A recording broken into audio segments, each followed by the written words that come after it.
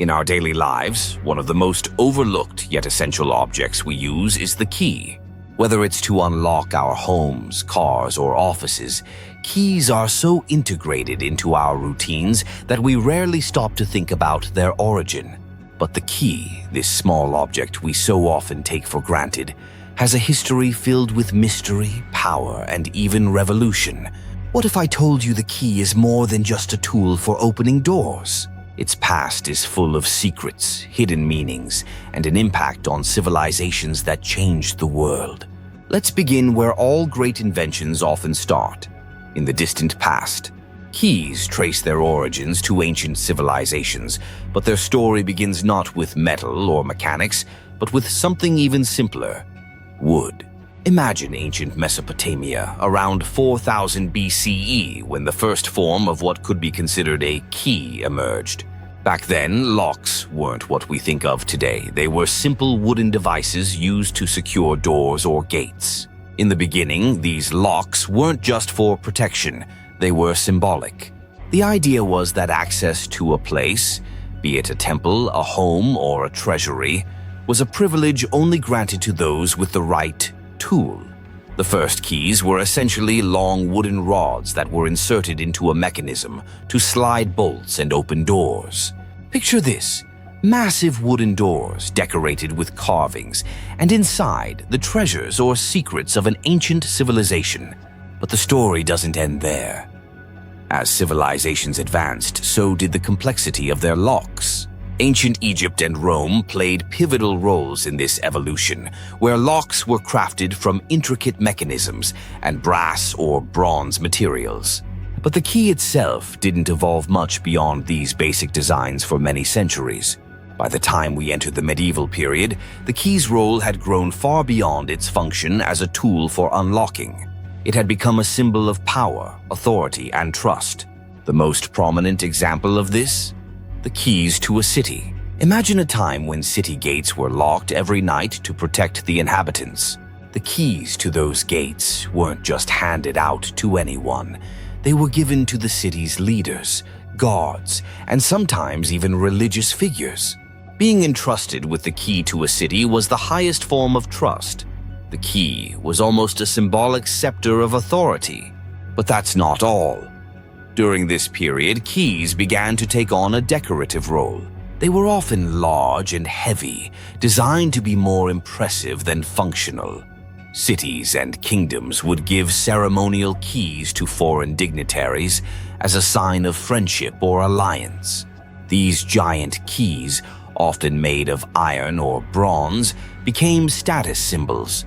Imagine a wealthy lord or a city's mayor holding a huge ornate key with intricate engravings, the size of a sword and with a weight to match.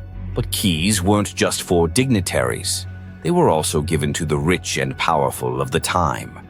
In many cultures, the key was a symbol of wealth and protection. The wealthy had access to the finest locks, and the keys that came with them often carried elaborate designs.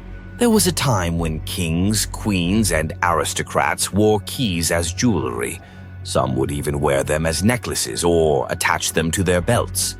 The key was an emblem of security, privilege, and secrecy. Now here's where things start to get truly interesting. The 19th century, with its Industrial Revolution, brought about massive changes to the world, and the key was no exception. As factories grew, so did the need for greater security. Locks needed to be more reliable, more intricate, and more complex.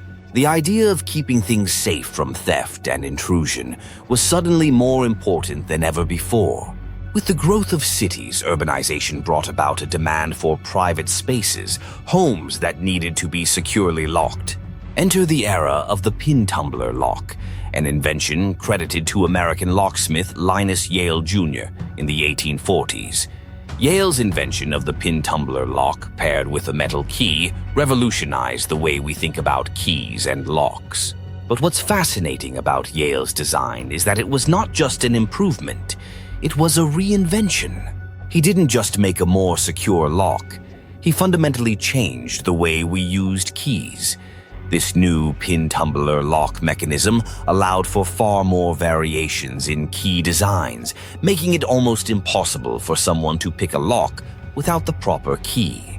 This was a breakthrough moment in both security and design. For the first time, the everyday person could have access to a lock and key system that was secure and private.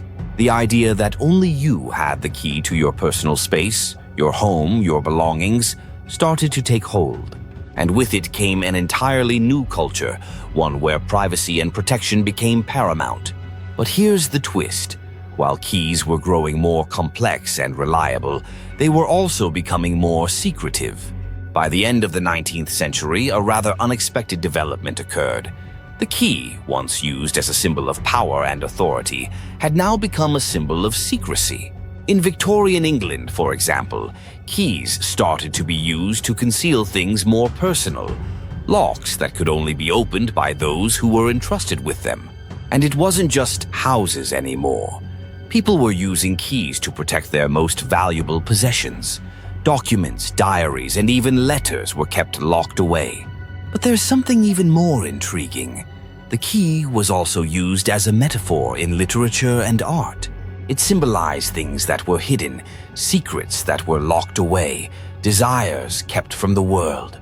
The key was, quite literally, a gateway to something deeper, an idea that found its way into the works of writers like Edgar Allan Poe, who used the concept of locked doors and hidden keys in some of his most famous stories. Fast forward to the 20th century. The key is no longer just about physical access.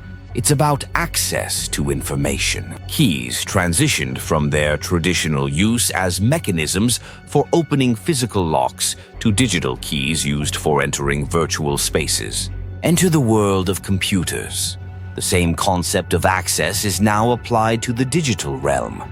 Passwords, PIN numbers, and encryption keys are all digital extensions of the same idea. The key as a tool for controlling who can enter, who can access what, and who remains locked out. But even more surprising as we step into the 21st century, the idea of the key is evolving once again. Think about the rise of smart locks, keyless entry systems that use fingerprints, facial recognition, or even your phone to unlock doors. The days of carrying a physical key on a keychain are slowly being replaced by a world where you don't need a key at all, just your presence, your phone, or even your voice. In a way, the key has come full circle. Once a symbol of absolute authority and secrecy, the key has now evolved into something much more democratic and accessible. At the same time, the very notion of a key is becoming more intangible. The lock and key system that shaped much of human civilization is being replaced by digital and biometric methods of security. But here's the catch: the paradox of the key today. Even as it becomes more technologically advanced and more invisible, its importance in our daily lives remains unchanged. Keys, whether physical or digital, still control access to the things that matter most to us: our homes, our possessions, and our identities. And perhaps that's the most surprising part of all. The key, a small object once thought of as a simple tool, continues to hold incredible power. And so the key, this seemingly simple object, is a metaphor for control, secrecy, and access. It has shaped societies, protected kingdoms, concealed secrets, and opened doors to new worlds, both literal and metaphorical. The story of the key is not just about an object. It's a tale of humanity's desire for safety, privacy, and power. And in the digital age, it's a story that's still unfolding. The next time you reach into your pocket for a key, take a moment to think about its long and fascinating history. Who knows what new twists and turns the key will take in the years to come? Please like and subscribe to our channel, and thanks for watching. Here are 2 more videos that you might be interested to continue watching.